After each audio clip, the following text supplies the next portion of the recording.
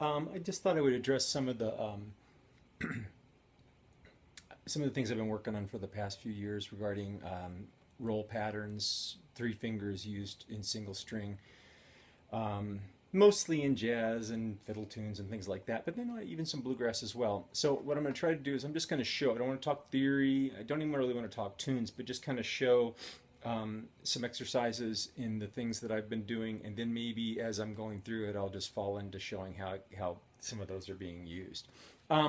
Okay, so basically the way that I play is I use three fingers on all four of your basic strings. I only use the thumb on the fifth string. I don't go up there because I don't see it as necessary because the notes are all available on the first string.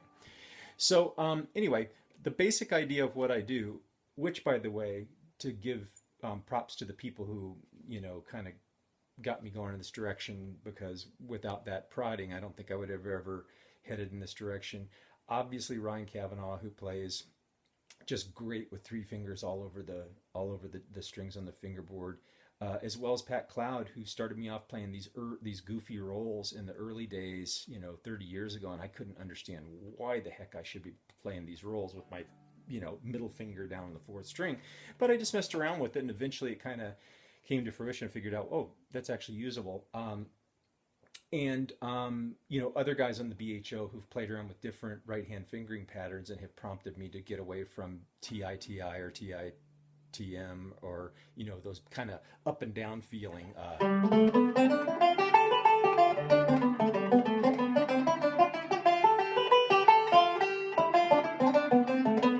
Which is great. There's nothing wrong with that. For me, my right hand doesn't move that way really quick and fluidly sometimes. I think a lot of people, you can hear it in their playing, that it's also the case with them. So I thought sharing this, maybe other people will want to put in the time. It took me a lot of time, so maybe it's not worth it to put the time in for you. But for me, it has kind of panned out. It's made it so that my playing, it may not show up here in this video, but my playing in general has become more fluid.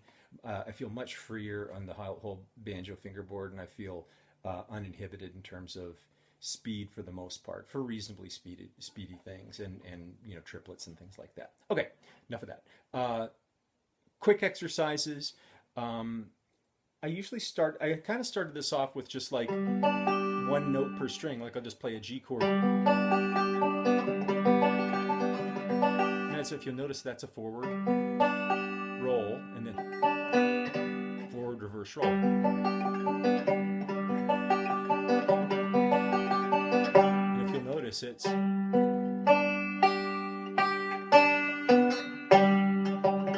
that's my middle finger all the way down to the fourth string.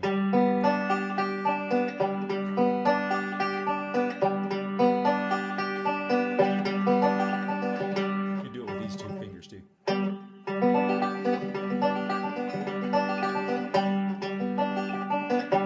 It's a great exercise for getting used to moving this finger all the way down to the fourth string. Okay, then it's two notes per string exercises. I'm just going to play a D-shaped F chord here.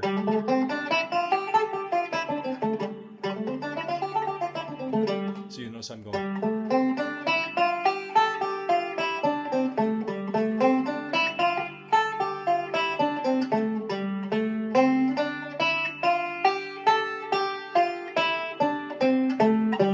Early on, I adopted just this method of rolling forward when I'm going up the fingerboard this way, and backward roll when I'm coming back to lower notes. You'll notice you end up here. You have to play two notes with those two fingers on one string. It feels weird at first, but once you do it a few times and you get those two fingers playing on the same string, it's a piece of cake.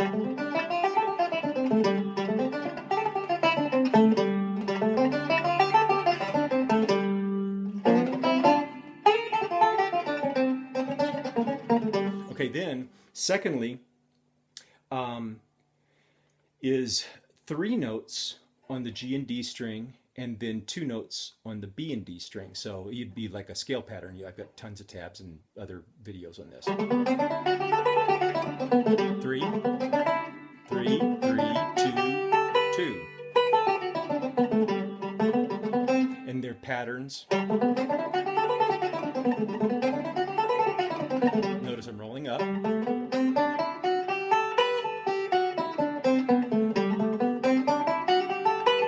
This one falls nicely into a 3-note pattern, so it's great for triplets.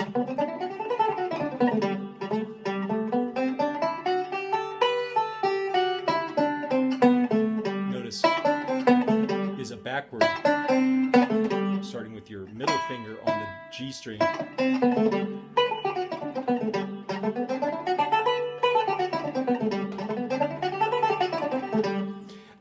So that's for any pattern you want to play 3 and 3.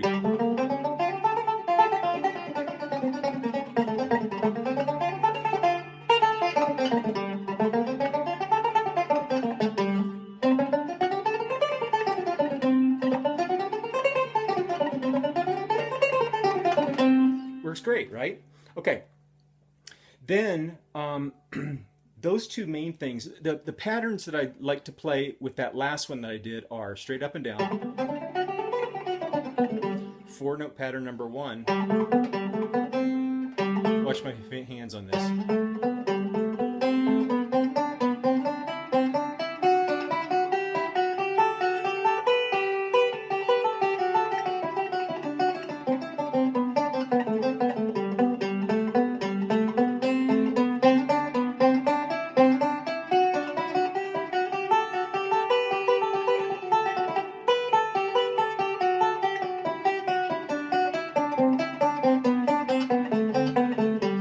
That's kind of an 8-note pattern. And then you start the pattern over again.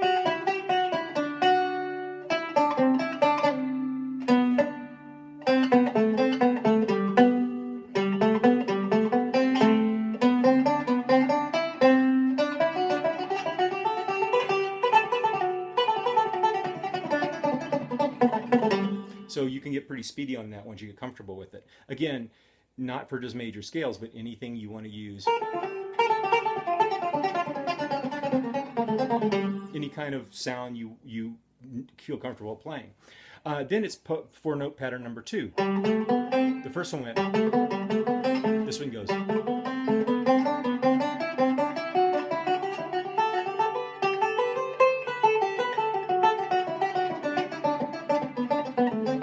Again, it's got the same kind of right-hand feeling pattern.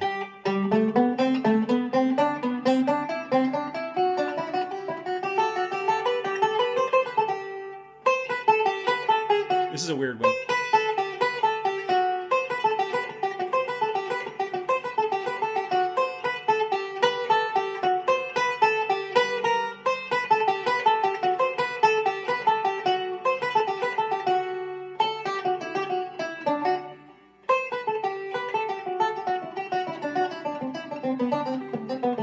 It's a right-handed 8-note pattern, but based on rolls, almost like a forward roll or a backward roll, but in an 8-note sequence, like Foggy Mountain Breakdown. So it's that kind of idea, and it feels very bluegrassy when you get into it. I'll give a couple examples of this later. The third is playing it in thirds. It's still 3-3-2-2 in thirds. It's not really only for in thirds. It's a pattern where you go up a third, up an interval, back down and up, back down and up, back down and up. In this particular scale, it's thirds. But if you play a different pattern,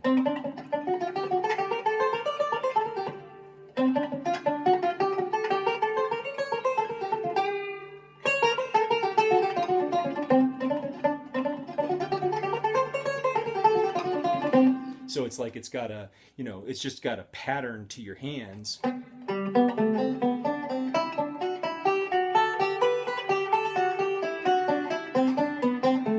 Again, this one feels, yeah, I'm pretty much rolling backward the entire time.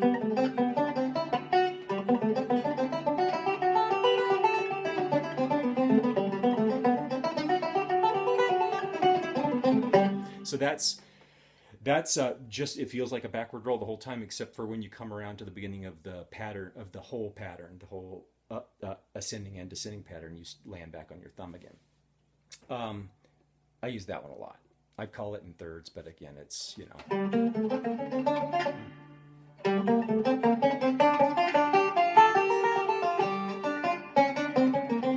You can use it for any group of notes.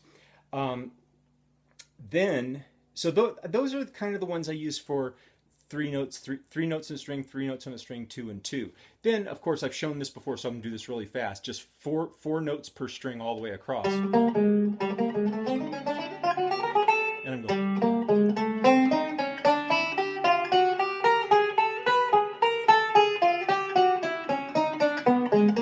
Notice my right hand's just rolling. And people will say, why don't you use a forward roll? Why aren't you rolling forward instead of backward? For my hand, it feels like the backward roll puts my middle finger where it needs to be more often. Call me crazy. But there's one.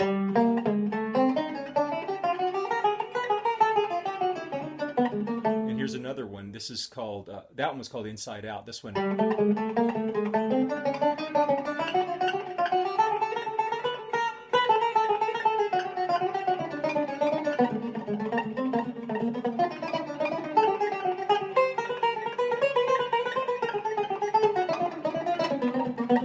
This is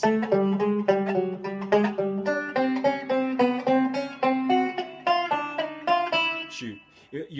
You're rolling backwards the entire time. So it's 3-note sequence playing an 8-note pattern.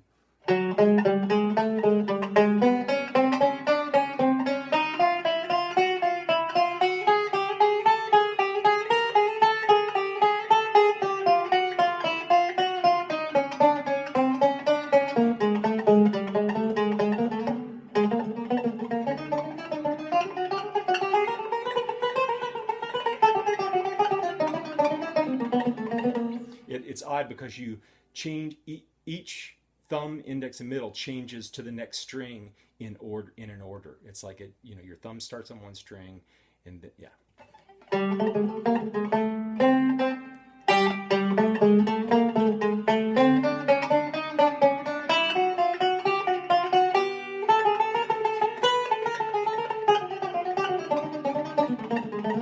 So those are really good. By doing those over and over and over and over and over again, it takes a really long time to get used to them, but those are the basis of where I started. Now, where I've kind of ended up are with a couple of ideas that are more usable. You'll see them in my pentatonic shapes things. Dominant pentatonics, regular pentatonics, minor pentatonics. They're like 5-note groupings that work out really well. I think I've shown these recently, so I won't go into too much detail, but I'll just play in G, for instance. But I'm going to play right out of the chord form.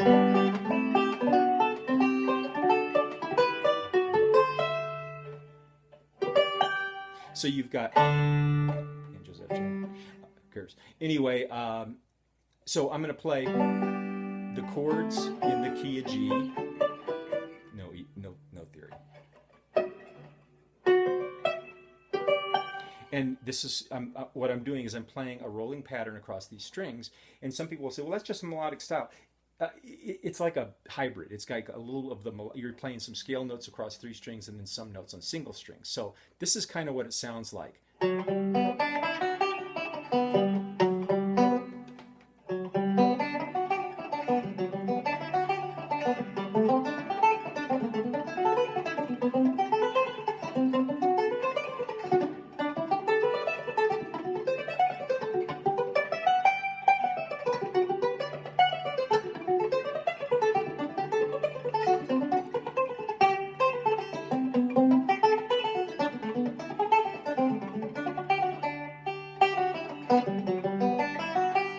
Just a thought came to my head. I've been playing a guitar tuned like a first 4 strings of a banjo. In other words, a guitar tuning, except for the high string, the high E is dropped down to a D. And I play this way with it. It's really fun.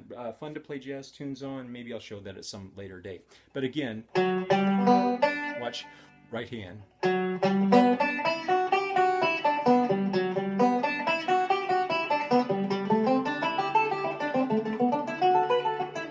Same roll pattern.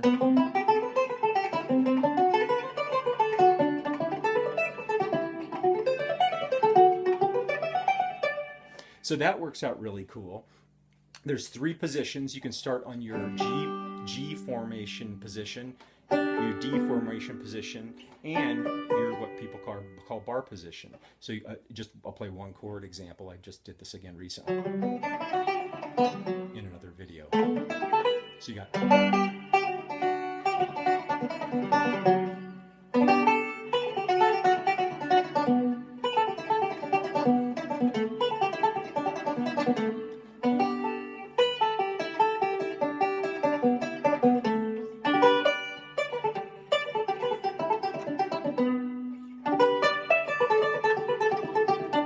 So all of those kind of pentatonic-y sounding things that were great for fiddle tunes come right up with the 3 positions of a major or minor chord, and I just showed the key of G.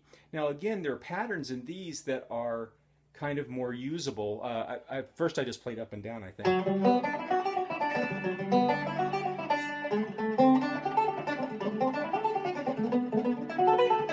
Etc.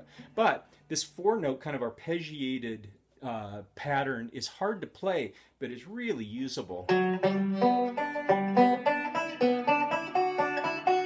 notice going up, I'm playing. That's a forward reverse roll. And then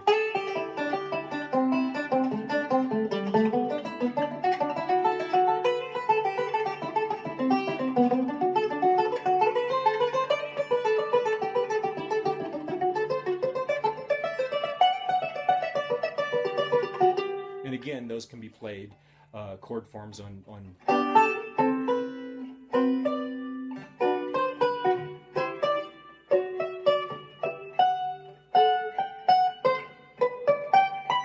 So you can play those on all your different formations of chords. This one, again, is very useful, so I'm going to repeat it. Watch.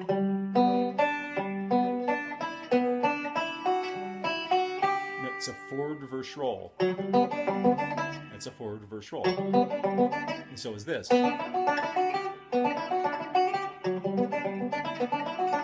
Right? Out of the G chord form. And then backwards the other way.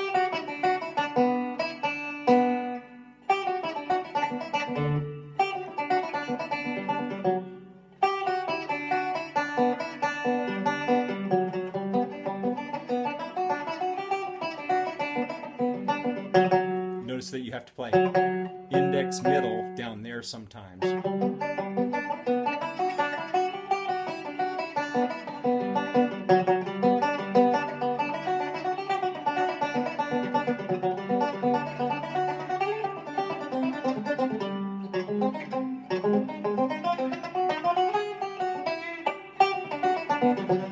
So that one's really useful.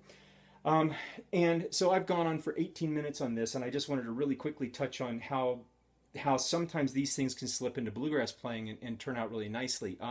Straight bluegrass, obviously tunes like Pike County Breakdown.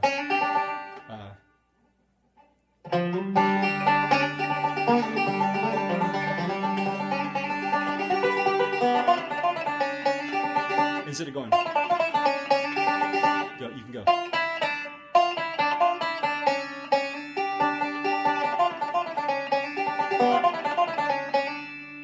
Or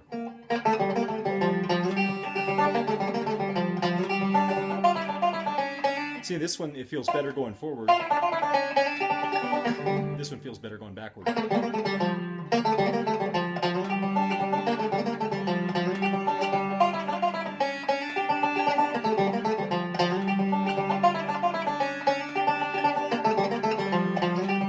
So I'm rolling the whole time.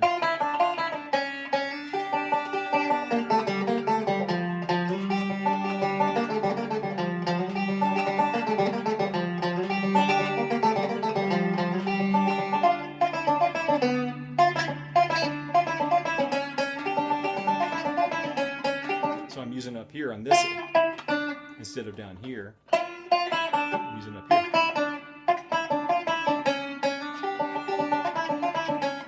In that place, it feels better to go backward.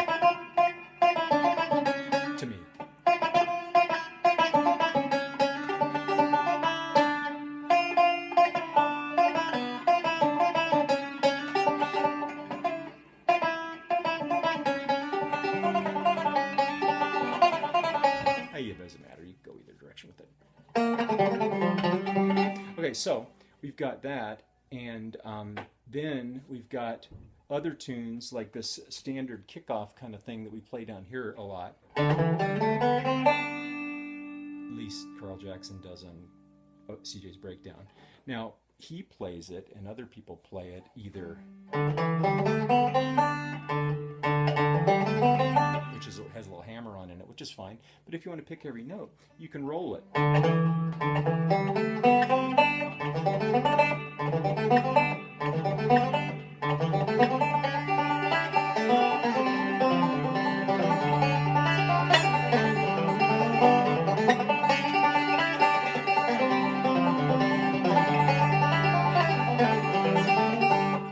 That's kind of helpful when you can do stuff like that.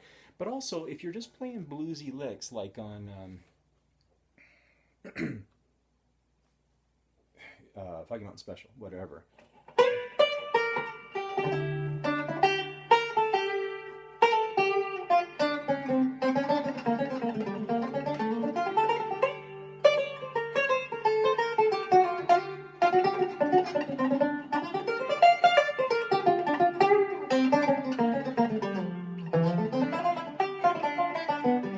So it's like all that stuff works. It works really nicely. Also on obviously the Don Reno stuff, like Little Rock Getaway, which I don't really play that song, but I sort of know how it goes. But when you've got chords.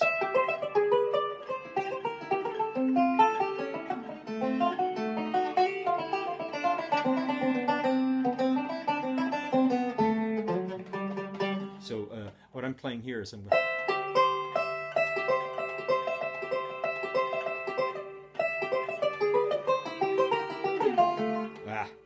see, I don't play it.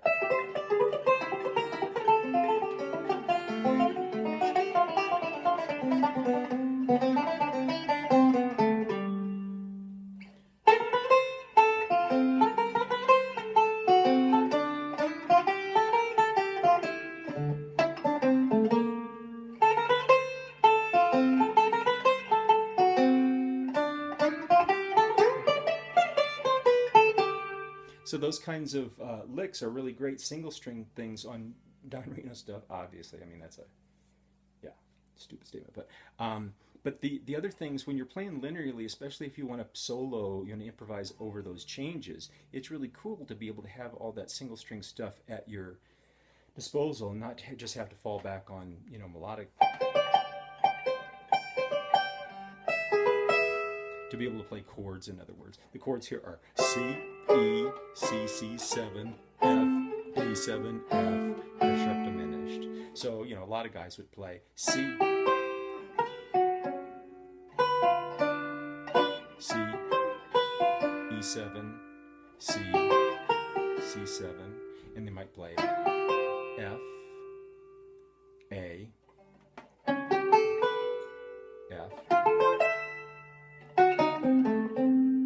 and that's okay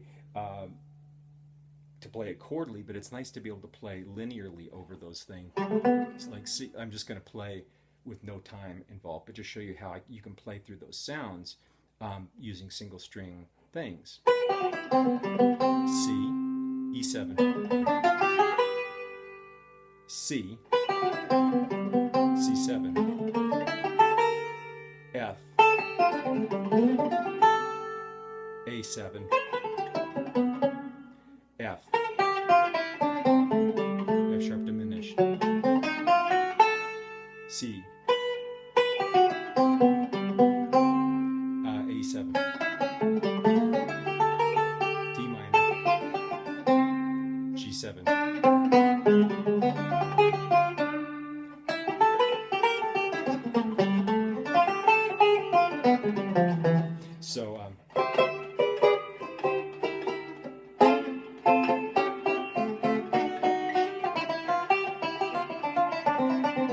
So even right there on that lick, some guys play it,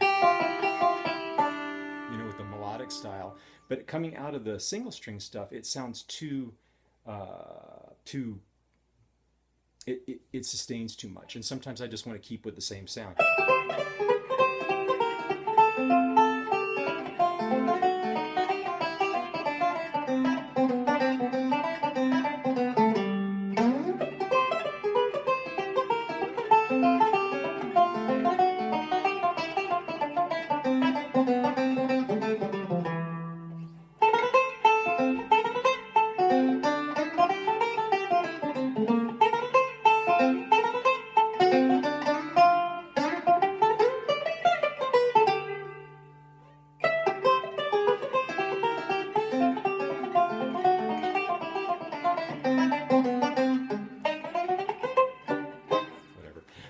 anyway, you get the idea. Um, Bottom line is I use rolling patterns. I started off playing TITI, TITM, getting my middle finger all the way down on the fourth floor playing TITM, but now I use rolling patterns, and it's helped open up a lot of things, and I'm thankful to the guys who kind of paved that path for me. Pat Cloud, certainly Ryan, and also Eddie Adcock. Yeah, I saw a tab he wrote one time that showed, playing a four roll pattern to play single string. Very interesting. All right, thanks. I hope this was helpful.